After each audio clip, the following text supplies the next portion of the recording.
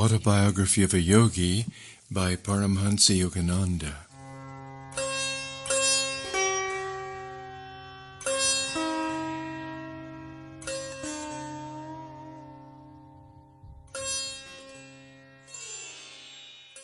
Chapter 7.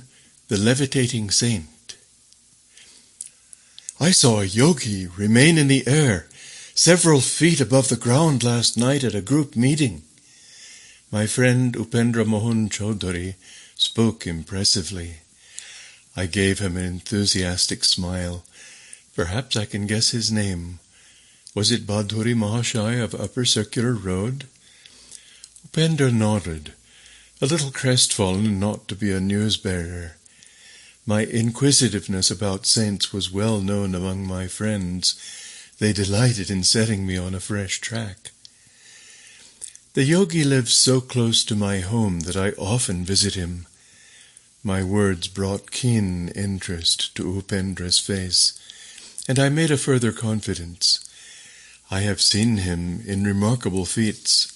He has expertly mastered the various pranayamas of the ancient eightfold path of yoga outlined by Patanjali.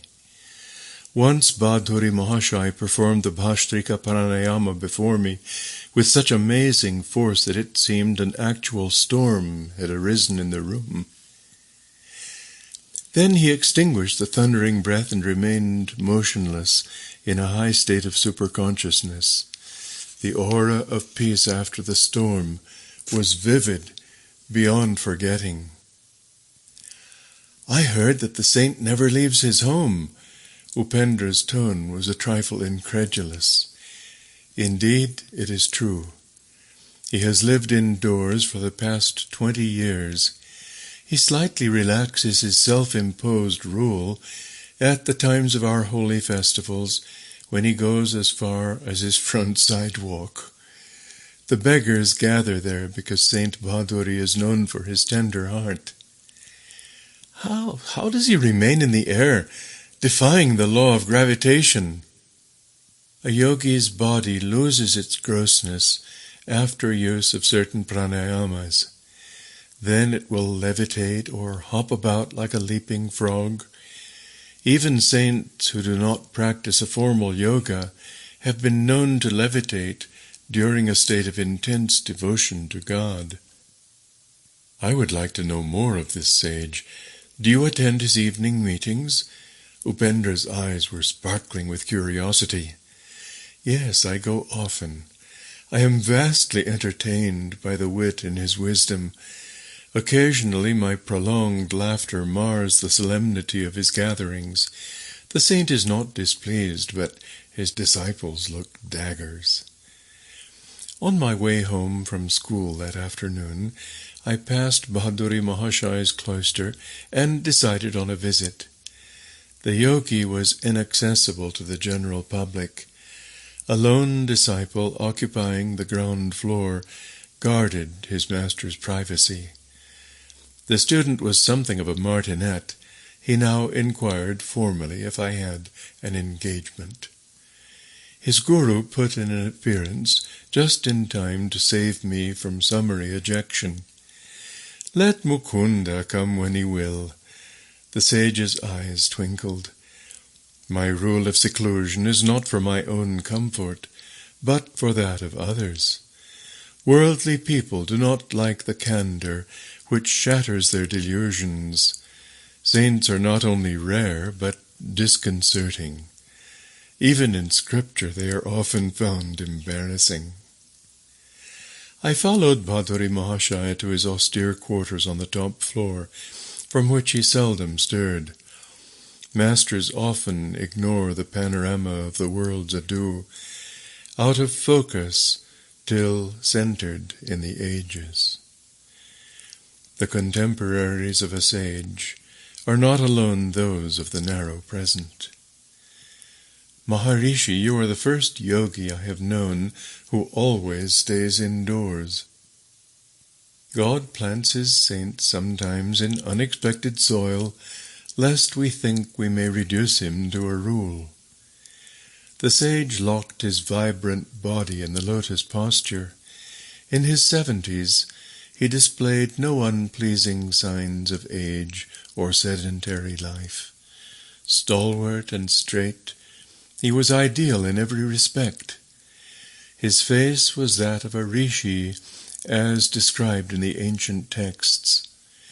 Noble-headed, abundantly bearded, he always sat firmly upright, his quiet eyes fixed on omnipresence. The saint and I entered the meditative state. After an hour, his gentle voice roused me. "You go often into the silence, but have you developed Anubhava?" He was reminding me to love God more than meditation. Do not mistake the technique for the goal. He offered me some mangoes with that good-humored wit that I found so delightful in his grave nature. He remarked, "People in general are more fond of Jala Yoga, that is, union with food, than of Dhyana Yoga, or union with God." His yogic pun affected me uproariously. "What a laugh you have!" An affectionate gleam came into his gaze. His own face was always serious, yet touched with an ecstatic smile. His large lotus eyes held a divine laughter. "Those letters come from far-off America." The sage indicated several thick envelopes on a table.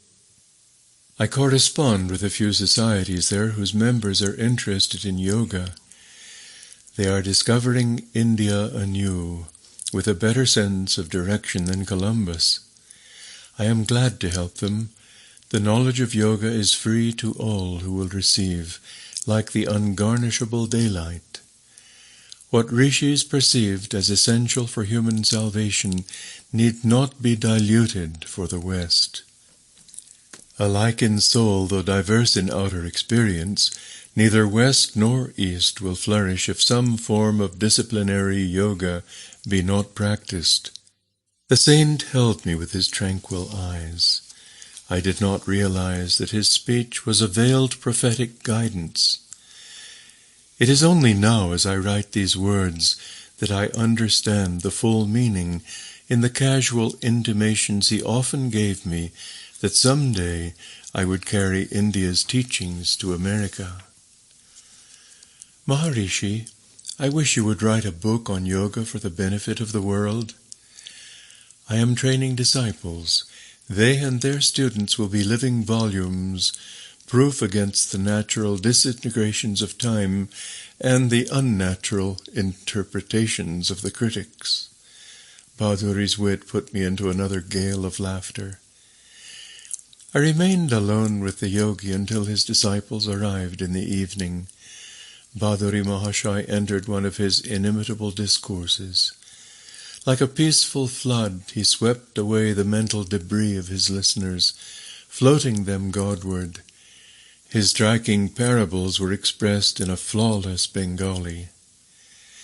This evening Bhaduri expounded various philosophical points connected with the life of Mirabai, a medieval Rajputani princess who abandoned her court life to seek the company of sadhus. One great sannyasi refused to receive her because she was a woman. Her reply brought him humbly to her feet. "Tell the master," she had said, "that I did not know there was any male in the universe save God. Are we not all females before him?" This was a scriptural conception of the Lord as the only positive creative principle, his creation being naught but a passive maya.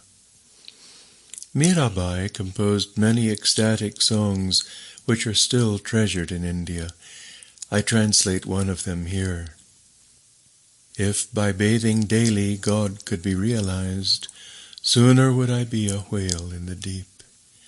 If by eating roots and fruits he could be known, gladly would I choose the form of a goat. If the counting of rosaries uncovered him, I would say my prayers on mammoth beads. If bowing before stone images unveiled him, a flinty mountain I would humbly worship. If by drinking milk the Lord could be imbibed, many calves and children would know him. If abandoning one's wife would summon God, would not thousands be eunuchs? Mirabai knows that to find the Divine One, the only indispensable is love. Several students put rupees in Bhaduri's slippers, which lay by his side as he sat in yoga posture. This respectful offering, customary in India, indicates that the disciple places his material goods at the Guru's feet. Grateful friends are only the Lord in disguise, looking after his own. Master, you are wonderful. A student taking his leave gazed ardently at the patriarchal sage. You have renounced riches and comforts to seek God and teach us wisdom. It was well known that Bhaduri Mahashaya had forsaken great family wealth in his early childhood, when single-mindedly he entered the yogic path. You are reversing the case. The saint's face held a mild rebuke. I have left a few paltry rupees, a few petty pleasures, for a cosmic empire of endless bliss. How then have I denied myself anything? I know the joy of sharing the treasure. Is that a sacrifice? The short-sighted worldly folk are verily the real renunciates. They relinquish an unparalleled divine possession for a poor handful of earthly toys. I chuckled over this paradoxical view of renunciation, one which puts the cap of Croesus on any saintly beggar, while transforming all proud millionaires into unconscious martyrs. The divine order arranges our future more wisely than any insurance company. The Master's concluding words were the realized creed of his faith. The world is full of uneasy believers in an outward security. Their bitter thoughts are like scars on their foreheads. The one who gave us air and milk from our first breath knows how to provide day by day for his devotees. I continued my after-school pilgrimages to the saint's door. With silent zeal he aided me to attain Anubhava. One day he moved to Ram Mohan Roy Road, away from the neighborhood of my Gorpar Road home. His loving disciples had built him a new hermitage, known as Nagendra Mat.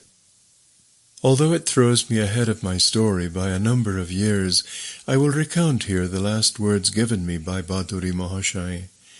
Shortly before I embarked for the West, I sought him out and humbly knelt for his farewell blessing. Son, go to America. Take the dignity of hoary India for your shield. Victory is written on your brow. The noble, distant people will well receive you.